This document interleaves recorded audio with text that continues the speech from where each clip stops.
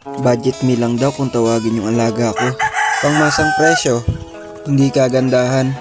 Lalong hindi rin kamahalan. Pero nang dahil sa mga alaga ko, nawawala ang stress ko. Yung pagising mo sa umaga tapos sila yung bubungad sa'yo. Siguro maintindihan mo rin ako kung parehas tayo ng bisyo.